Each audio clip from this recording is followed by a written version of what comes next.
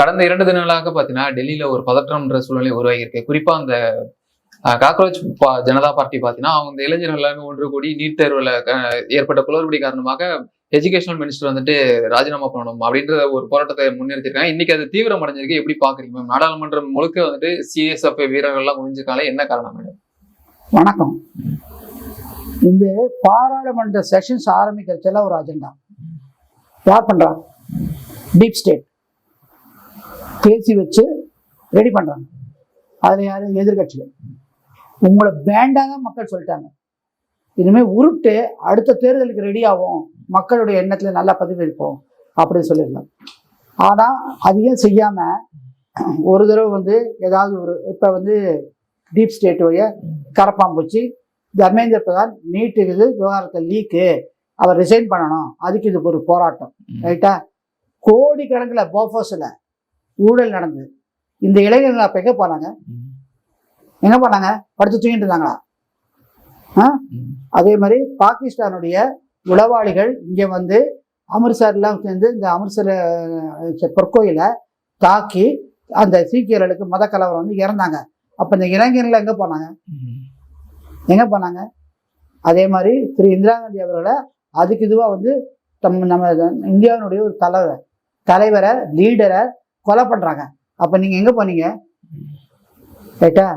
பாகிஸ்தான்லேருந்து வந்து அந்த ஒரு டூரிஸ்ட் போன இன்னசென்ட் மக்களை சுட்டு கொண்டாங்க. அதை என்ன பண்ணீங்க? இப்போ போராட்டத்தை எடுத்தீங்களா? இல்லை. இதுதான் உங்கள் தேசிய உணர்வா? நீட்டு மட்டும்தான் உணர்வா? நீட்டுக்கு யார் காரணம்? நீட்டை முதல் ப்ரப்போஸ் பண்ணதே யாரு? காங்கிரஸ் கவர்மெண்ட். பதில் விட்டு போச்சு. அது வேணும்னு சொல்லி மக்கள் போய் உச்சநீதிமன்றத்தை நாடுறாங்க. உச்சநீதிமன்றத்துடைய வழிகாட்டுறது தான் நீட் வந்திருக்கு.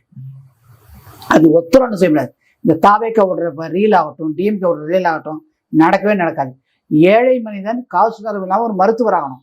அதான் உச்சநீதிமன்றம் விரும்புது, இன்னைக்கு விரும்புது. நீங்க ரெவியூ பெட்டிஷன் தெமிருதா போடுங்க. யாராவது இந்த கூட்டணி நடக்குது இல்ல, இந்த கூட்டணியை போய் இந்த கரப்பாம்பூச்சிலாம் அந்த ஒருத்தர் ரெடி. அந்த தலைவர் ஒருத்தருக்கு ஒரு கேள்வி, நீங்க இத்தனை அமெரிக்காவில் உட்காந்து என்ன பண்ணிருந்தீங்க?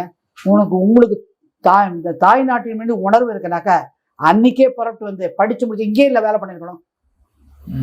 அது அங்கே உட்காந்து சம்பாதிச்சு அந்த நாட்டுக்கு பண்ணி கொடுத்துருந்தீங்க. இந்த தேசிய உணர்வம் நான் கேட்குறேன். சொல்லுமா அந்த கரப்பாம்பூச்சிலாம்? கரப்பாம்பூச்சிங்கிறது நல்லதுங்க. இவங்க கெட்ட பேர் அதுக்கு போய் திருடி இருக்காங்க. என்ன அது சுயநிலை இல்லாம எல்லா இடத்துலையும் இருக்கிற அழுக்கெல்லாம் சுரண்டி எடுத்துரும். ரைட்டா? இவனோட போல இல்லை அது. இப்ப வந்து அவருக்கு இந்த கேள்வி, இத்தனை நீ கனடாலயோ அமெரிக்காலயோ உட்காந்து சம்பாதிச்சுட்டு இப்ப திடீர்னு யார் உங்களுக்கு அவங்க சப்போர்ட் பண்ணது? யார் பண்றாங்க? உங்களுக்கு ஏது ஃபண்டு சொல்ல முடியுமா? சரி, நீங்க வந்தீங்க, அப்ப என்ன பண்ணணும்? நீட்டில் இவ்வளவு லீக் இருக்குன்னு சொல்லி உச்சநீதிமன்றம் கையில் எடுத்துருச்சு, டைரக்ஷன் கொடுத்துருச்சு. அது பிஎம் ஆஃபீஸு கையில் எடுத்துருச்சு. இப்போ நடத்துது. அப்போ முடிஞ்சுது. இப்போ இதுக்கு அது முடிஞ்ச கதையை போய் நீட்டு லீக் ஆனதுக்கு தொடர்ந்து பண்ணிட்டு இருக்கீங்க. ரைட்டா? அப்போ உங்களுக்கு திருப்தி இல்லைன்னா உச்சநீதிமன்ற சிபிஐலேருந்து ஆர்டர் பண்ணி நடந்துட்டு இருக்கு. அப்போ இந்தியத்துடைய நீதிமன்றங்கள் மேலே உங்களுக்கு நம்பிக்கை இல்லையா? உச்சநீதிமன்றத்து மேலே நம்பிக்கை இல்லையா? அப்போ நீங்கள் என்ன பண்ணுறீங்க? இது ஒரு கைண்ட் ஆஃப் டெரரிசம். ரைட்டா? உங்களுக்கு நம்பிக்கை இல்லை, உச்சநீதிமன்றத்தோடு உங்களை இணைஞ்சிக்கிட்டு இப்படி கொடுத்தீங்க, டைரக்ஷன் சரியா இல்லை, அப்படி இல்லை, இப்படி இல்லை. சரி, தர்மேந்திர பிரதானத்தில் வந்து இன்னைக்கு ரிசைன் கேட்குறீங்க, ரிசைன் பண்ணிட்டோம். அடுத்தவர் வந்து என்ன பண்ணுவீங்க? அப்போ லீக் ஆச்சுன்னா? சரி, காங்கிரஸ் காலத்தில் காங்கிரஸ் ஆட்சியில் இந்த ராஜஸ்தான்லாம் பல பரீட்சைகளில் பேப்பர் லீக் ஆச்ச. அப்போ எங்கே போனீங்க? நீங்களாம் எங்கே போனீங்க? எங்கே போனீங்க? பதில் சொல்லட்டும். அவரு அபிஷேகன் அவர் பேர் என்ன சொல்வாரா? நான் கேட்குறேன், தமிழ்நாட்டில் டிஎன்பிசி எக்ஸாம் மறு தேர்வு நடந்தா இல்லையா? அது குரல் கொடுக்க முடியலையா? அப்போ திமுக ஒழுங்கானதா? அப்போ மத்திய அரசு தர்மேந்திர பிரதான், சரி தர்மேந்திர பிரதான் நீங்கள் ரிசைன் பண்ணிட்டாரு, நீங்கள் என்ன பண்ண போறீங்க? அதுக்கு எதுக்கு நீங்கள் பார்லிமெண்ட்டுக்கு போறீங்க? நீங்கள் என்ன பண்ணலாம்? இப்போ செந்தில் பாலாஜி வந்து ஊழலில் இருக்காரு, அவரை பெயிலில் வேணும்னாக்க நீ அமைச்சராக இருந்தாலும் கொடுக்க முடியாது, உச்சநீதிமன்றம் தெல்ல தெளிவாக சொல்லிச்சு. ரைட்டா?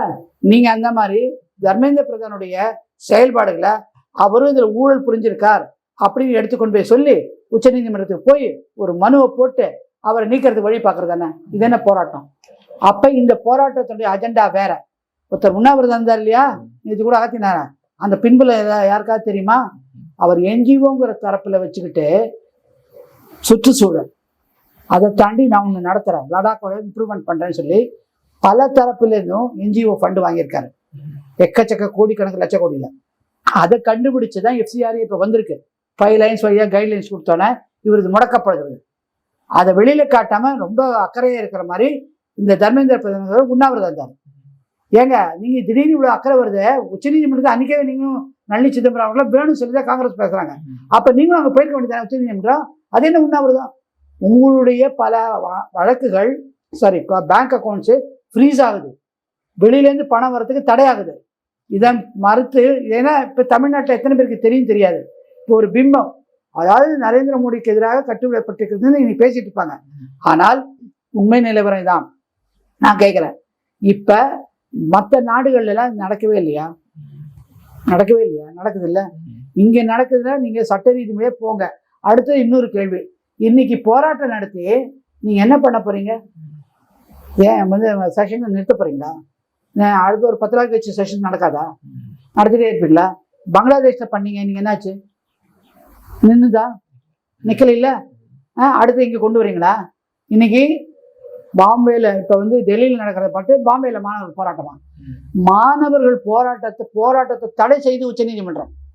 இப்ப தமிழ்நாடை பொறுத்த வரைக்கும் எந்த காலேஜ்லயும் யூனியன் எலெக்ஷன் கிடையாது, ரைட்டா? நிறுத்திட்டாங்க. ஏன்னா மாணவர்களுடைய படிப்பு தன்மையை மாற்றுகிறது, அவங்க கல்வித்திறனை இறக்குது. இந்த மாதிரி ப்ரொட்டஸ்ட்லாம் சில பேர் தன்னுடைய இப்ப முன்னெல்லாம் அரசியல் கட்சிகளா மாணவர் கல்லூரியில அமைப்பு வச்சிருந்தாங்க, ரைட்டா? திமுகல இருந்து அதிமுகல இருந்து, அதே மாதிரி காங்கிரஸ் எல்லாம் வச்சிருந்தாங்க. கம்ப்ளீட்டா எல்லாத்தையும் உச்சநீதிமன்றம் ஒழிச்சிருச்சு. இப்ப அவங்களை எப்படி உசுப்புறது? நான் கேட்கிறேன், அது பெற்ற மாணவர்களுடைய பெற்றோர்கள் எவ்வளவு ரூபாய் செலவு பண்ணி உங்களை படிக்க வைக்கிறாங்க. இதுல பாதிக்கப்பட்ட நீட் மாணவர்கள், அவங்க குடும்பங்கள், அவங்க பார்த்துக்கணும். அவங்கள கூட தற்கொலை பண்ண சொல்லுதா? நீட்டில் இருக்க கவர்மெண்ட் சொல்லுதா?